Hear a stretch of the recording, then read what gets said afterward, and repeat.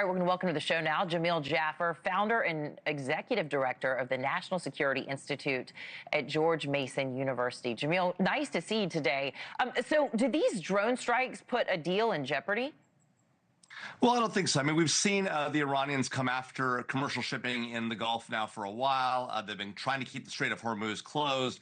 U.S. ships have been pushing back. We saw the downing of an Apache helicopter just a few days ago. Now these new strikes. So certainly there have been back and forth between the U.S., but both sides want to get to a deal. The question is, what is the deal space, and is there really a deal to be had that's good for the United States?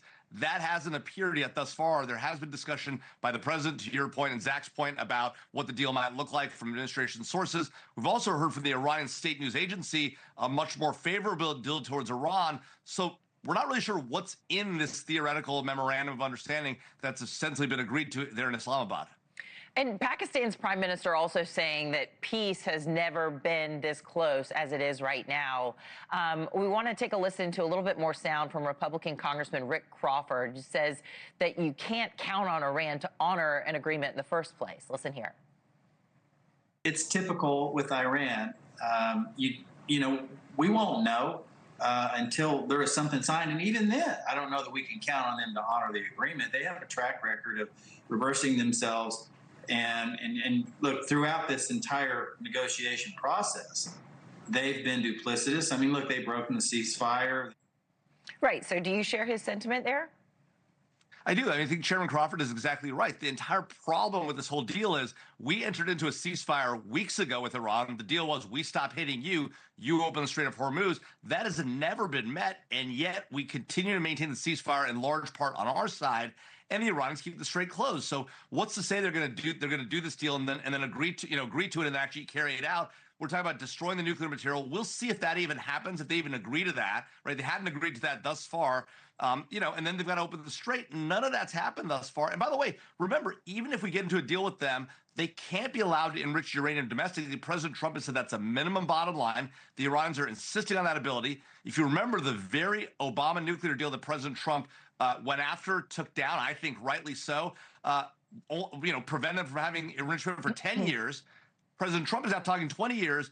Any amount of time is not sufficient. They don't need enrichment if all they want is a civilian program. So we'll see if what happens on that part of the deal. That could be a key point. If President Trump gives in on that, that would be a huge mistake. Well, ever since Operation Epic Fury, we heard Israeli Prime Minister Benjamin Netanyahu saying regime change was necessary. That has not been at the top of President Trump's list. But Trump is now suggesting there may have been a shift inside Iran's leadership. Let's listen. I really believe it's a regime change because I find these people to be much more rational than the people that are no longer with us. We knocked out the first team of leadership, the second team of leadership. This is a different group. And something we've heard very often from the administration, Jamil, is that the leadership there in Iran is so fractured that it's hard to even figure out who you're talking to.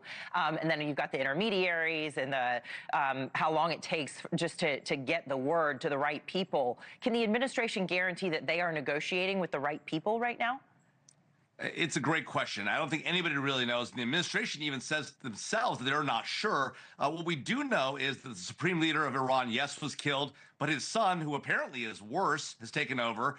We know that we've been negotiating with the Speaker of the Parliament, Ghalibaf. We know we've been negotiating with the foreign minister, by the way, who's been in place the entire time, Arangchi. So it's not like all the players are that different, number one. No doubt they might have a different negotiating position today after having been hit for so long.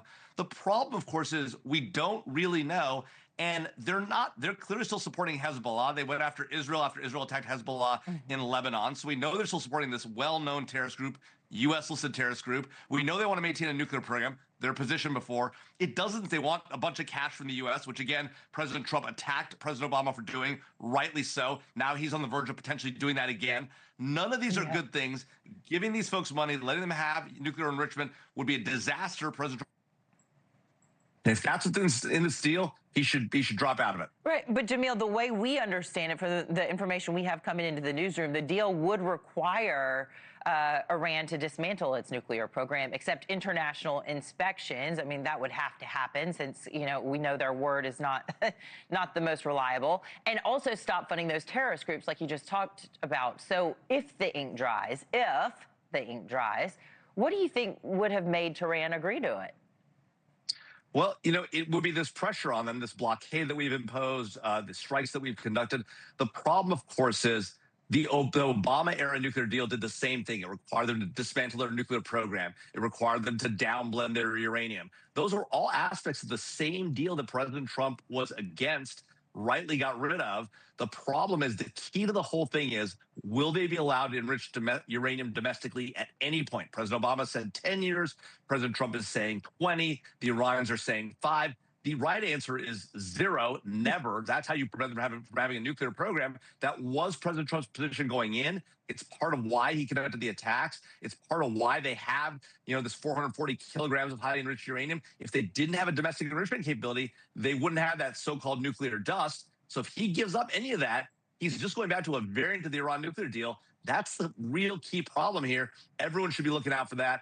President Trump knows it. It's why he's not talking about it. And that's why he's kept pressure on J.D. Vance, the other negotiators, to not do that. The problem is, as we get closer to this deal, it looks like that might be the key sticking point. If that's what happens, that could be a real problem for us. All right. Well, thank you for helping us to dissect this breaking news. The United States and Iran both saying they are nearly there on this peace deal. Jamil Jaffer, thank you so much for joining us, founder and executive director of the National Security Institute at George Mason University. Thanks.